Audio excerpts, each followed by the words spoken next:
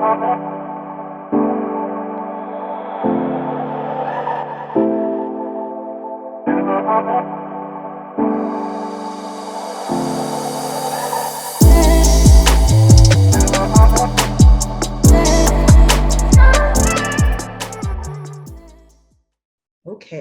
so today we're going to talk about some frequently asked notary signing agent questions. This actually comes from the staff at C2C. So I was actually training an employee, a relatively new employee in our emails department. Me and Alyssa, who you might get emails from time to time, we're working with someone who is new. And we were talking about kind of just like common questions notary ask, training on the back end. And it made me think, wouldn't it be nice for you guys to know what other people are asking? Maybe you've asked those same questions. It might help you get ahead of it, right? Get ahead of the game. So that's where these questions come from. I asked our team, what are some of the common questions that you receive maybe weekly or daily from notaries? So we're going to go into it. It's one of those presentations that truly is a hodgepodge of different topics. And it's not everything that could be asked, but it's kind of the common ones that we get. So let's get right into it. All right, so this is one that we get quite a bit on our phones. So people will call us and ask, how do I sign up to work with Coast to Coast? So it's really easy. All you have to do is create a signing agent profile on the platforms that we use. So there's SnapDocs, .cloud, Notary Dash. These are free platforms, and I will say it once, and I've said it a million times. Don't pay for notary signing agent work. You should not have to pay to create a profile on a platform. There's a few companies that will say, oh, it's only $20, and you're going to get the full escrow fee. I've talked to so many agents who never get work, right? They've paid the $20 and they've never gotten anything. You shouldn't have to pay to get work, right? When you're new though, you're just so eager to work. You're like, I'll pay $20. That's no big deal. Well, that's how some of these scam sites work, right? So you shouldn't have to pay. Notary Dash, SnapDocs, .cloud, they're all free to use. Now, some of these sites may offer like a premium subscription. Again, I would not use those. I would just go for the free account. When you create your account, do more than just create it, add all your credentials. So your notary commission, right? Add not just add that information. If you're in a state that has commission numbers, you might just add that, upload an image of that commission. A little quick note, I did a project this week for one of our big corporate clients that every quarter they ask us to send them a list of all the signings we did for them. And they asked us to include notary commission number, which none of our websites or platforms can pool reports with that information. So we actually had to manually enter about 3,600 commission numbers. So make sure to do that. There was actually surprisingly few that did not have that commission uploaded, but make sure to do that. And on some of these sites, if you upload all of your credentials, they'll make you like verified, right? SnapDocs verified, or verified by any of these, just basically saying that, all of your information is up. So make sure to do that. Notary commission, an ID verification, you may be asked to put your ID in the camera, verify that that's you. Also your W-9, upload it. A company is not going to be able to view it unless they've assigned you to an order. So don't worry that your social or your company's social will just be up there.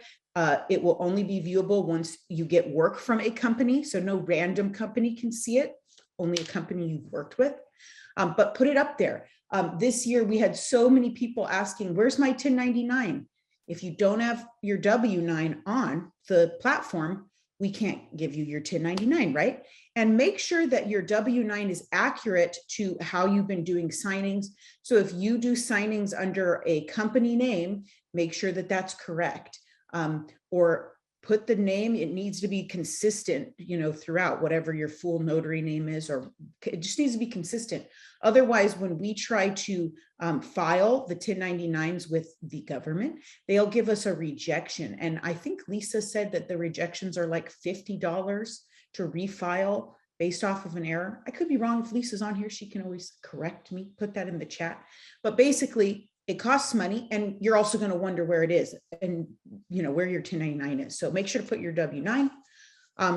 Background check report. Now, this is separate from the live scan that your state may require. I'm in California. When you become a notary, you have to do a live scan, right? That gets sent to the state. When you're a notary signing agent, you have to have another background check. And where do you get that? You go to the NNA. There's other places that you can get a background check.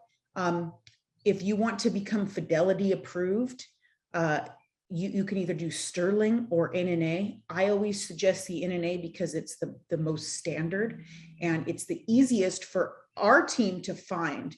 Basically, when you buy a background check report from the NNA, it costs right now $70. This is April of 2020 for those that are watching online on YouTube. But it costs $70 right now. You don't need to buy the big package that includes all these other things. You just need to buy the background check. It comes with the certification. So you have to pass, I think it's like 45 question test. You then also get on signingagent.com, which is the NNA's Notary Signing Agent database. And for us, if we have to verify that, it's easy. We just type your name in signingagent.com. You'll have a profile there. So you got to get an NNA background check.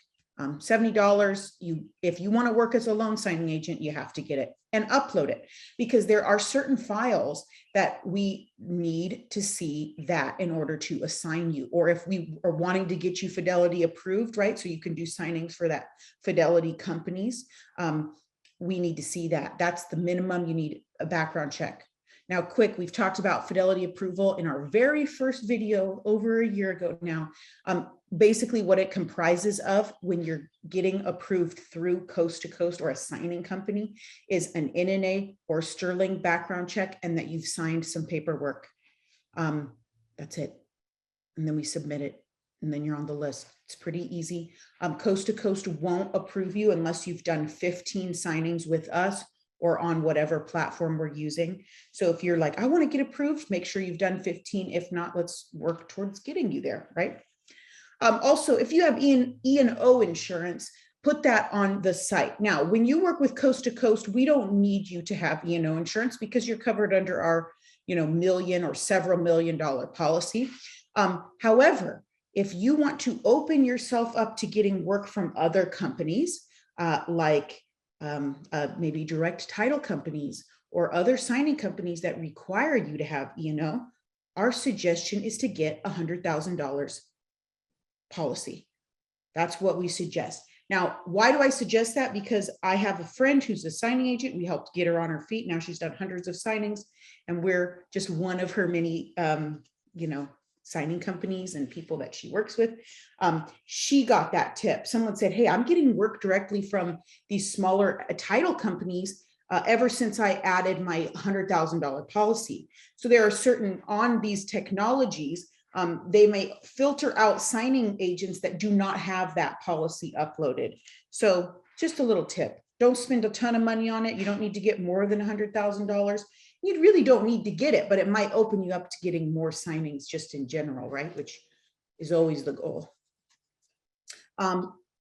When you have uploaded your credentials, also make sure to add a simple professional picture of yourself. It doesn't have to be fancy. You don't have to say, oh, it's time to hire a photographer. It doesn't have to be a glam shot, right? Simple, professional. So where clients and signing companies and signers know who you are, know what you look like. And we're just more likely to assign a notary with a picture because, it really shows you've put some time into your profile, right? So I would do a picture. If you have a picture with your kid, your kid might be super, super cute, but we always kind of giggle at that. Or if it's your dog, there's this one notary who has a picture of him and his dog. It's like, I personally love it, but Will title and escrow think it's the most professional? Probably not. And just watch, there's some funny ones. Even my stepdad, Chuck, he has the funniest profile picture. It's like super close up and he's making a really grumpy face. I'm like, I am not going to hire you, Chuck. I don't care if you're my stepdad. Do not have that picture. So just be conscious of it, right? If you don't like, I'm not someone who takes a lot of pictures of myself. So you might say, hey, you know, spouse, friend, buddy, whatever. Take just a simple picture against like a plain wall, you know, doesn't have to be fancy, just so we can see your face. And also add a simple bio. I've seen bios that are like, it would take 5 minutes to read. That also makes me laugh. Nobody's going to read them except maybe me, because I'm curious what is up there. But a simple bio, put your industry related experience, training, education, and just who you are, right? A little 2 sentences about your work ethic. One training program like gives you a standard template of what to say. And that always makes me laugh too, because it'll always be like, I am error-free 100% of the time. I always drop docs on time. I always do this and that. And I've seen like hundreds of agents have the exact same profile. That always makes me laugh. It's like, wow, everybody is either on the same page in their profile or somebody is telling people to put that on there. I would just say, create something from your own mind, right? And to say things like, I am always on time and I am always error-free, it's just not going to be true, you know? So I'd say be realistic too. You know, you don't have to say, I'm going to be late sometimes, but like, I strive to be on time, you know, or you understand the importance of being on time or whatever it is. Just kind of just like tell them who you are, you know? I also listed here the different, people will say, and probably in the chat, I'm not looking at the chat right now, but maybe in the chat, there are people saying, hey, how do I sign up on Notary Dash? How do I sign up on the Doc Cloud? How do I sign up on SnapDocs? It's all pretty easy. SnapDocs is www.snapdocs.com/notaries. Notary Dash, www.notary-dash.com/notary. Not notaries, notary. .cloud is the .cloud.com/notary /sign up. So I have it here. I'll also, for those that are watching on YouTube and in the chat here on Zoom, we'll put that in the chat after our presentation, and on YouTube, we'll put it in the description of the video too. So you guys can complete profiles if you have not yet done that. So there you go. That's how you sign up with C2C. Oops, pulling up my internet browser. Okay, what is expected of me as an NSA working with C2C? We get this one too on the calls. So we're going to kind of briefly go over what's expected. Number one is, I'd say, professional communication, and that's all the way from accepting signings. So if you're getting a text message, responding to that text message as soon as you can. Put information. If you're really not available, don't put available. But if you are available, maybe a little later, a little earlier, at a different price, put it in there. Remember, real life people are reading these messages. So I've seen some notaries put some really hilarious, crazy, inappropriate things. If someone's reading them, and they're probably gonna go, oh yeah, this person doesn't want to work with us if it's crazy, right? And you might just be frustrated because it feels like a robot's talking to you, but it's actually a real person that's reading those. Also, this is another tip. If you get a text message for a signing, call the signing company, because then we can tell, that phones person can tell the people who assign files, hey, so-and-so called, they want to do the job. And then they can determine whether you have the right criteria to do the job. So calling the signing company. We had a notary that we had favorited. She was getting messages, but she was responding and not getting the signing. She got so frustrated. She said, I'm done being a notary. You just got to call. If you're in an area where there's lots of notaries, you have to stand out. There's someone who joins our class. I don't know if she's on here today, Henrietta.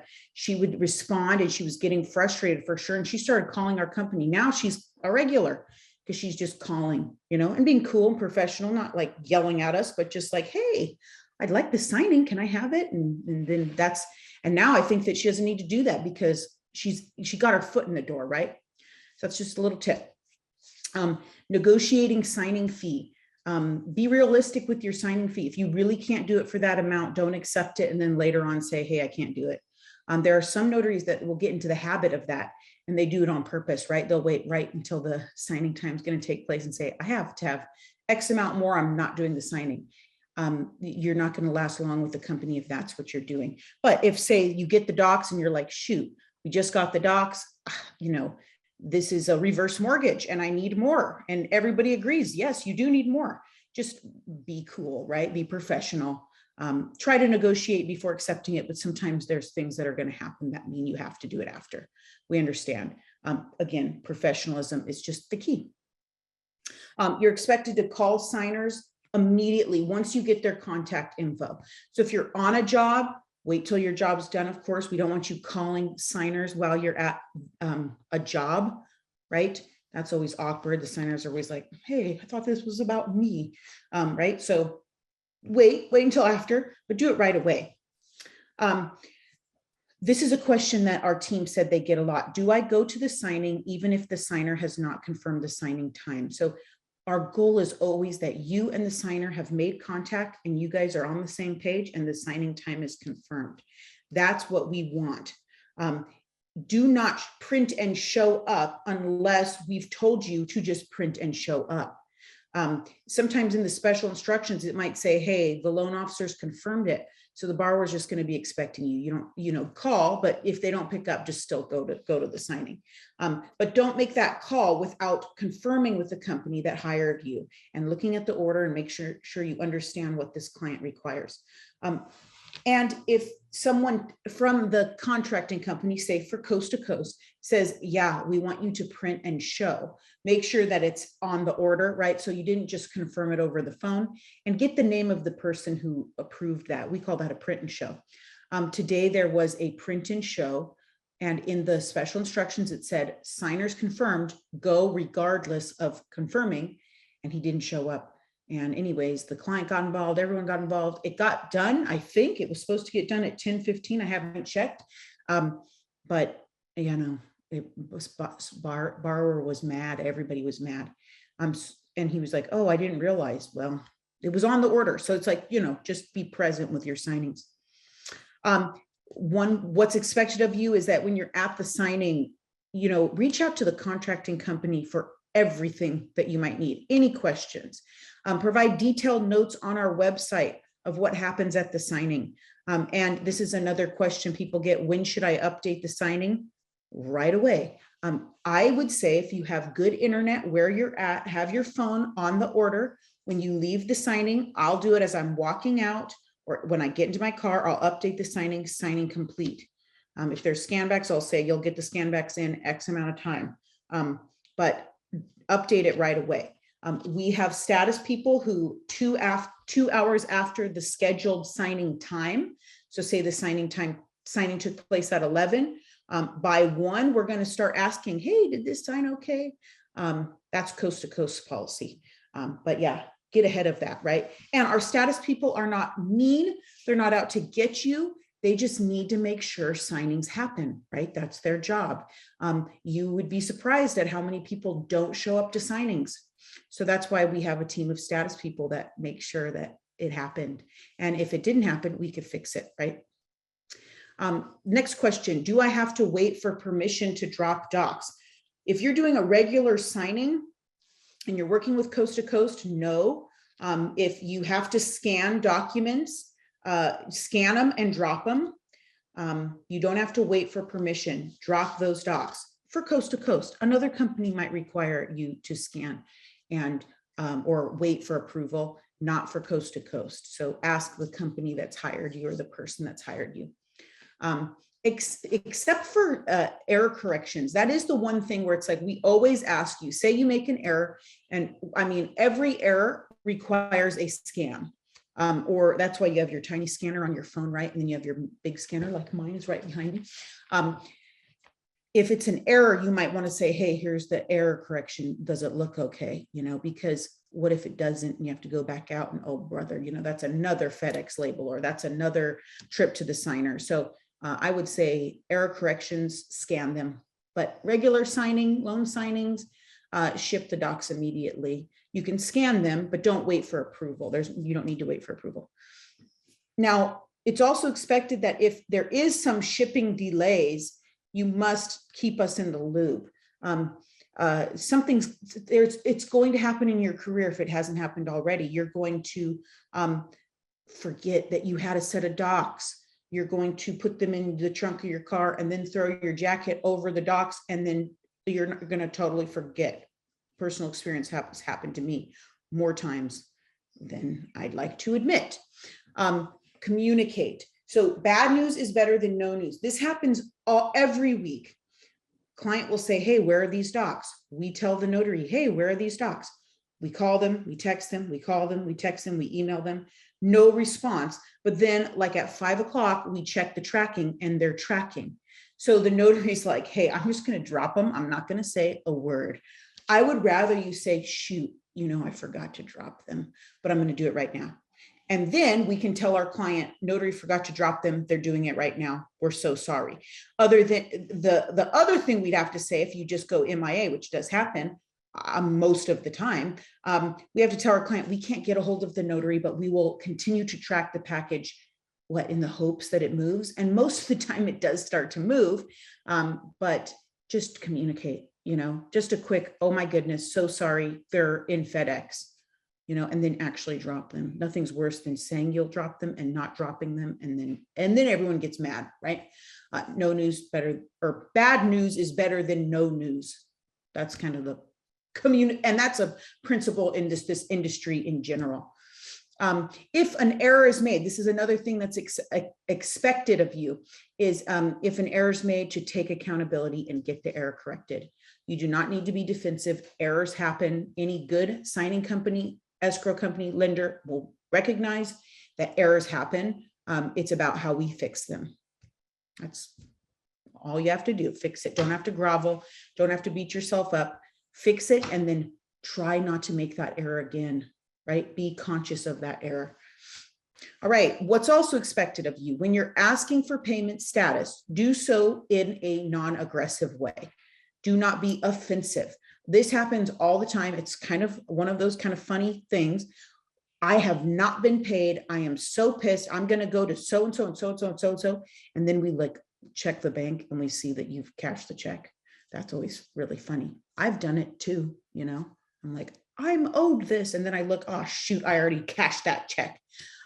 So, just approach it, be cool, right? Just approach it like that. When will I get paid? This is the one that we get a lot, right? When you work with Coast to Coast, we pay net 30 and we issue checks on Friday. So 30 days from the appointment, that Friday, you're going to get a check. Right now we use Deluxe e-checks. So that's another thing, kind of ties into the first, before you go and get real fired up, which I totally understand because we all need money. This world's expensive. But before you even reach out to us when you're working with C2C, you can just go on Deluxe Check, right? Create your login if you haven't already, which you should if you've worked with us before, but if you haven't, create your login and you can see what checks you've been sent. And you can see if you've missed a check. You can see which ones you've downloaded and printed. So check Deluxe Checks first if you think that you're owed a check. And then if you're working for Coast to Coast, you can email Bill, not bills, but Bill, like our employee Bill LaMarche, bill@c2csignings.com, and ask for status of your check. He's a notary too. So he knows how important it is that you get that money, right? So he's going to respond back to you as soon as he can, and he'll give you status of the check. Also, mistakes happen from time to time. So if you think, hey, I don't think I was paid for this amount. His suggestion when I asked the team, what do you guys think of this? Again, keep thorough records. So if you're like, I should have been paid more, or there's a missing print fee, keep good records. Who approved that amount? When did you speak to that person? Did you get it in writing? So it's a little tip there. We also get the question, will C2C ever use direct deposit ACH for notary payment? I would love to, and it's not out of the books. Right now we're using Deluxe e-checks, but we'll have to talk to Eli about that, who's in the other room and on here right now. So maybe he can tell us, if that's something that we're ever going to transition to. That would be awesome. I think we should, but I'm sorry, that was not probably a very satisfying response. Okay. So we kind of went over just a real general of what's expected. If you want a full breakdown of all of your responsibilities, here's a plug, right, for one of our old classes, the NSA process. Part 1, preparing for signing. That goes over everything from accepting to the signing to printing docs and troubleshooting. Part 2 is on the way to the signing. So everything that happens before you get to the signing, and then during the signing. And then part 3 is after the signing. So watch those 3-part series. If you're brand new, I'd say if you're brand new, this should be the first video series you watch out of all of our stuff, and then maybe back to basics, which actually has us going over docs, and I'm talking about a full set of loan docs, and we're printing docs together and scanning them together. So check those series out if you're brand new, or if you just need a reminder, or if you haven't done it in a while, but you used to be a notary and you're scared. That happened to me. I stopped doing notary work for just a little bit while I was kind of becoming full-time in the back office. And then I got so nervous to do signings. There were not videos like there are now on YouTube. I would have watched those. Instead, I just had to do some mock signings in my head to get my nerve up. So these videos are really super helpful to kind of wrap your head around what you're going to do. This is another plug. So I'm doing some plugs here. This is a question we get all the time. How do I become a favorite NSA? Well, we have a video just on that, right? How to be a favorite, which is an overview of what it takes for you to be a signer and maybe a coast to coast or a signing company or an escrow or lender favorite. I'd say the 5 key attributes is that you're knowledgeable. For everyone who's here on the live class, check. And for those watching on YouTube, also check. Excellent customer service skills, right? You can continually be improving. You might think, I'm just not someone with customer service skills. Well, that is a muscle you can train, even if you naturally are not, right? So again, watching our videos is going to help, because we're going to actually give you practical ways that you can do it for examples of do and do nots of customer service. Positive attitude. That is just so critical. It's so easy to be negative in this industry, in this world, especially right now that interest rates have gone up a little bit. They're still not super high. We're not like back in Lisa Bittner's days of buying her first house, where it was like, I don't know, some 17%. It's still pretty low. Interest rates are where they were when I first started doing notary work, like 12 years ago. So they're not ridiculously high, but they're higher than they were, right? Middle of COVID, 2.5% for a 30-year fixed loan is ridiculous. But we can get nervous and we can get anxious about the workflow slowing down, which it has for everybody. So also don't feel like you're unusual if your workflow slowed down or those offers. It's that way all across the board. Lenders, escrow, signing companies, notaries, we're all experiencing it. So you want to still keep a positive attitude. Remember, people are still refinancing, right? They're always going to refinance. And what happens when interest rates are lower, HELOCs go up, right? So you might be getting, hey, I'm getting all these like $50 to $75 requests for HELOCs. Take advantage of them. HELOC docs are super easy and fun to do. So there's still work. So keep that positive attitude. Think of all the people that own homes, right? Every home in your neighborhood is owned by someone who could potentially need to refinance. So, and there's also general notary work, still a lot of general notary work. So keep a positive attitude. Don't give up. I've had some people recently give up, and they're just like, there's just not enough money in this industry. Well, there's lots of people making livings doing it. You just have to work hard. It's not easy. You have to work hard. You have to be diligent. Don't give up.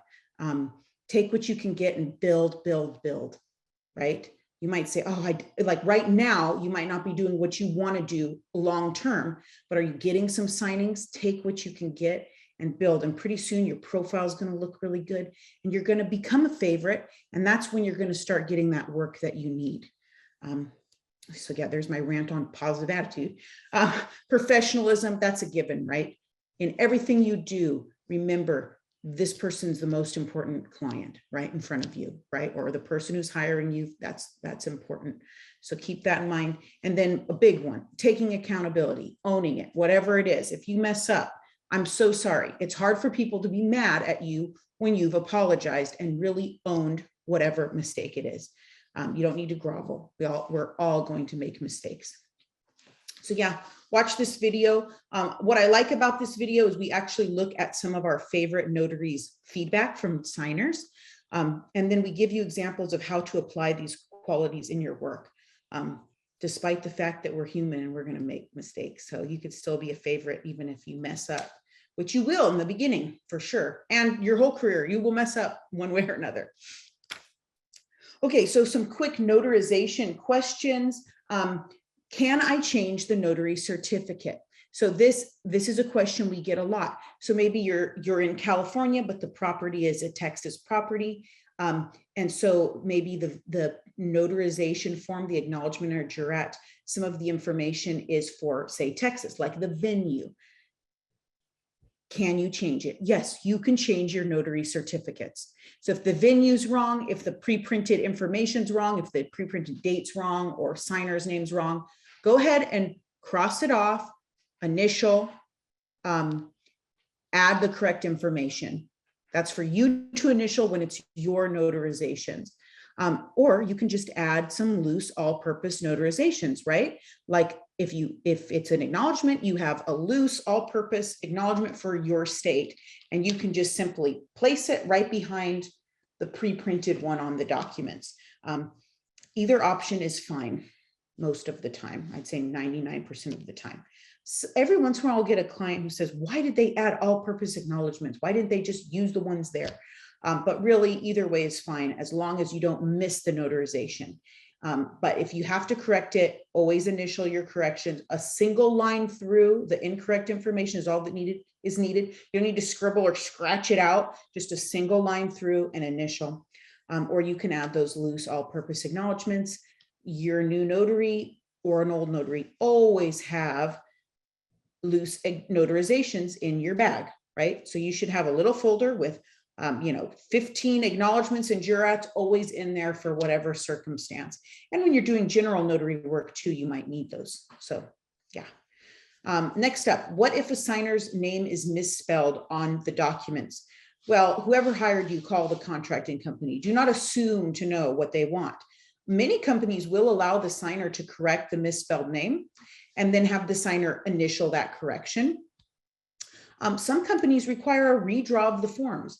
It really depends on the company. So you want to let the contracting company and the lender or escrow make that call. So don't assume to know the answer. We have one big client that we love a lot.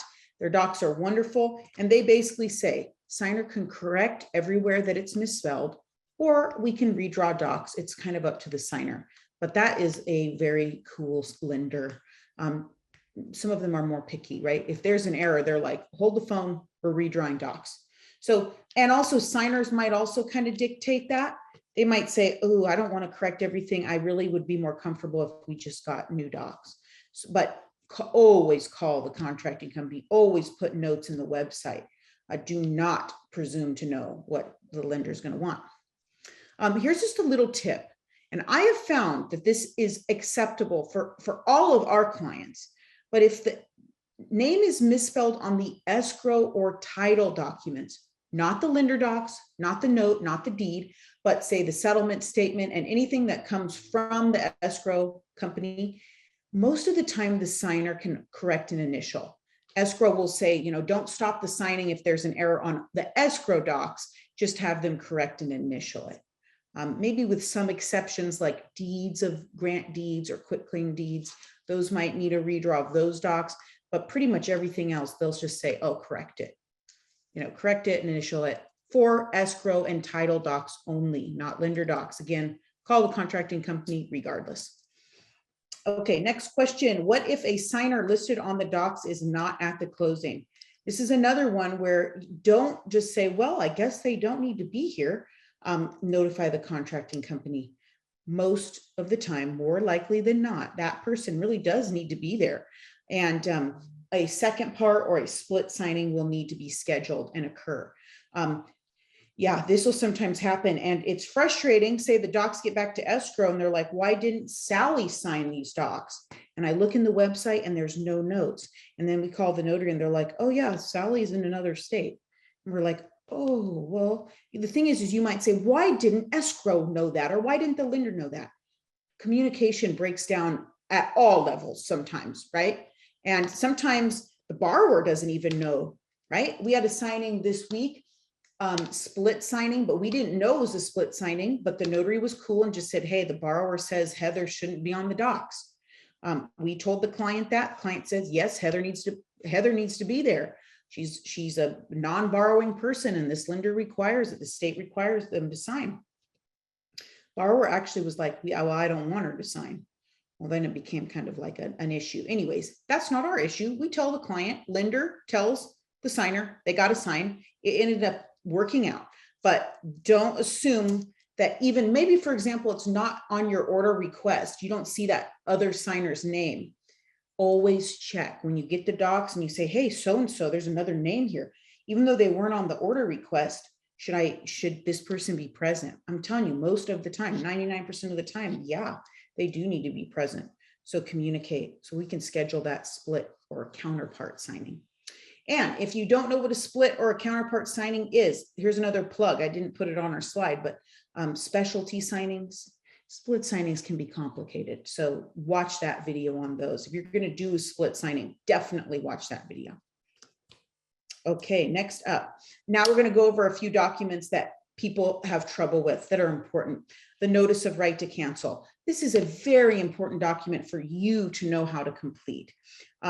This is a sample of what it looks like. This is an old sample that I created over a year ago, but the principles apply. So there's going to be 2 dates that we need to make sure are completed by the signers or are correct if they're pre-printed. Sometimes the signers have to add them. Sometimes they're pre-printed. Regardless, you have to make sure that they're correct. So the top date, the top date here should be the day the signing takes place. The second date, which is kind of like middle of the page, a little bit lower, it's going to be the midnight of, no later than midnight of. This is the actual rescission date. This is 3 business days after the signing date. We're going to look at a calendar, so you're going to always reference that. Don't just wing it, because you might be forgetting that Sundays don't count, but Saturdays do, and you might forget some holidays, right? So those 2 dates need to be filled in. There's going to be an I wish to cancel spot. Do not have them sign, right? You might put a sticky note that says, do not sign here, because signers will see a line and just start signing away, right? Because they're in the zone. By the time you get to the right to cancel, borrowers are comfortable. They're in the midst of signing, right? So you want to make sure they don't sign there. And then at the very bottom, you do have them sign and date today's date. There may be like a little hidden additional date here, date of right to cancel form received. Make sure that's always filled out too. The question that we get on this a lot is, does the signer initial the dates? If the form calls for initials, always have the signer initial. This isn't for you to initial. So if you miss the signer's initial, you got to go back. I've seen notaries do that recently. The borrower or the lender's like, why, who's this random initial? We're like, oh, darn, the notary initial for the signer. But they initialed their initials, right? So you don't want to do that. But if there isn't, like in this case, it doesn't ask for initials. If you want to have them initial to be safe, go ahead. I've never seen that rejected. So when in doubt, have the signer initial their dates, but really look at the form. If they're corrected, if these dates are not correct, yes, they have to correct it and initial it, right? So any correction needs an initial. It's a right to cancel. So this is last March's right to cancel calendar. A Coast to Coast has one that we add to every single order. So if you're like, I need one, go on and you have an order with us, print those special instructions that half of notaries download, right? Download them, you'll get a calendar, or just search online, right? But here's a sample of what it looks like. So the signing took place on the 9th of March. It ended on the 12th of March, that right to cancel date. Okay, so quickly, this is about when funds are due to the signer. So these are 2 different style forms. but the purpose of them is the same. So what if you're doing like a refinance or a HELOC and there's money that is going to the signer at the end of the process? They need to tell escrow how they want that money. And the options are typically a check can be mailed or FedExed to any address, or they can have the funds wired. So this is two different samples of what these might look like. If the funds need to be wired, have them fill out everything that's needed. So here it just asks for the account, the bank name, the ABA routing, and the account number, right? This form to the right, all they really need is the bank name, account number, ABA routing, and the account holder's name, which appears exactly, it should be printed exactly as it appears on the account. And whoever is on that account must sign this form, right? Keep that in mind. So yeah, this needs to be filled out. This is for you to make sure that the borrower gets this filled in. Here's another one that's a pain in the butt, but we've got to make sure it's done right. And escrow will think of it as a notary error if we don't make sure it's filled out correctly, or at least filled out. This is the equity payoff letter. This form is going to be accompanied by a deed or a grant deed, any kind of deed where someone is being taken off title or ownership of a home. So this is for a person who is being deeded off a property. They will need to complete this even if they're not getting money, but basically if they're getting paid off or given money in exchange for being taken off of the property, the form must have an amount on it. So it says they're agreed to the amount of. What if it's just like parents and a child, and the parents are giving the property to their child and they don't want anything for it? They just put 0 here, and good through, they just put NA, per diem NA. But if there is somebody that is getting money in the process, they need to put that amount right here.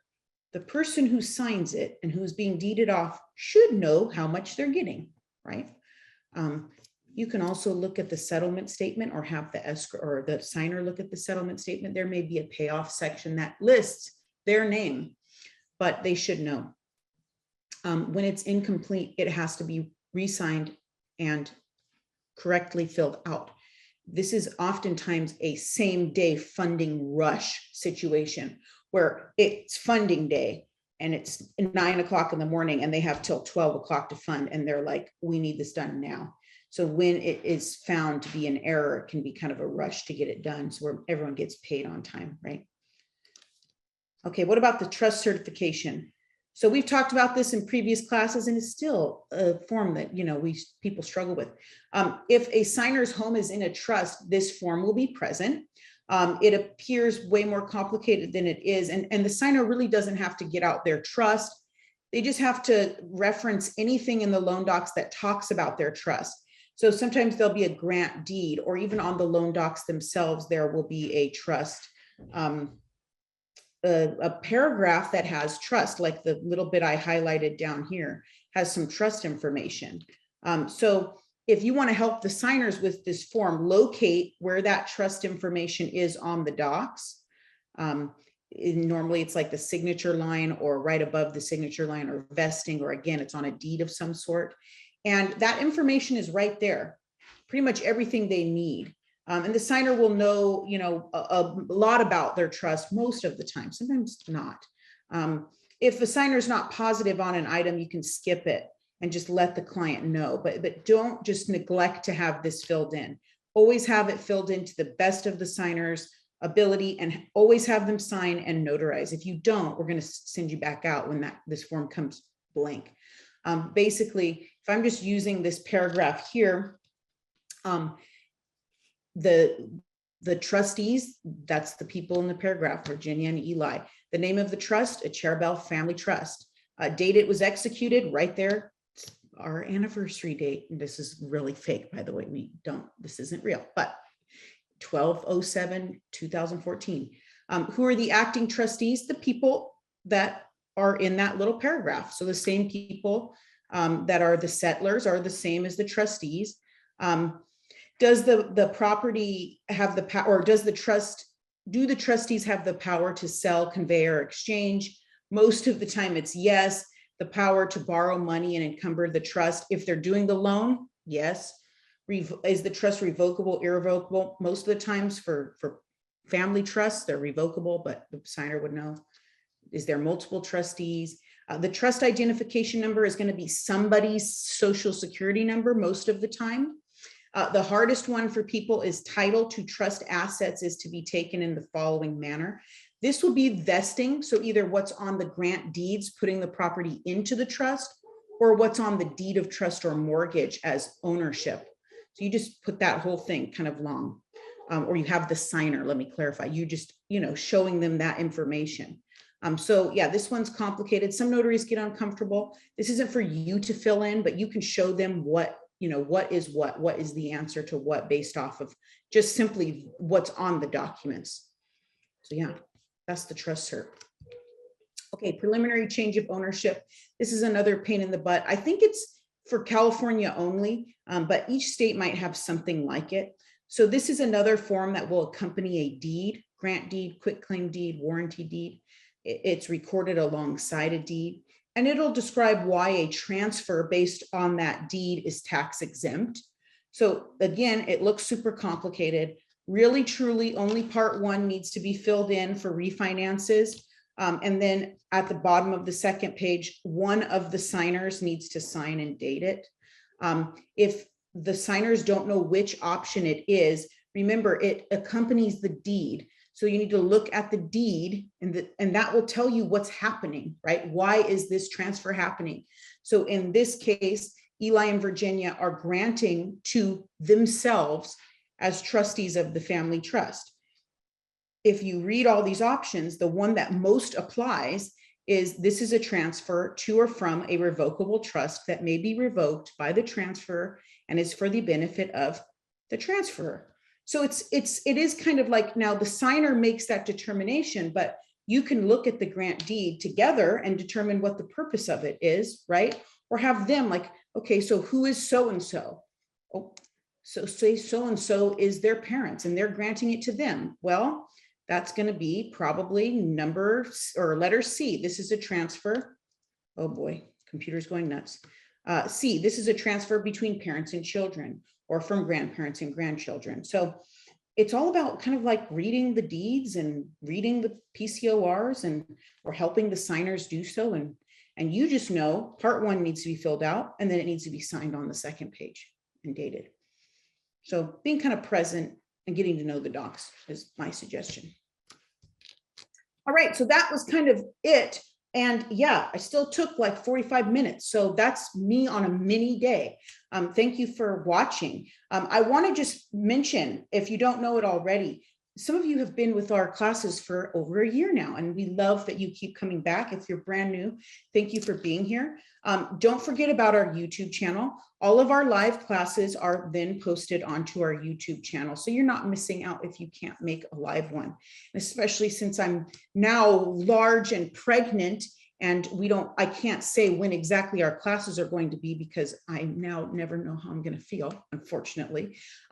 You can always catch up on classes if say you can't make it, even like today, the time changed a little bit. So subscribe to our YouTube channel.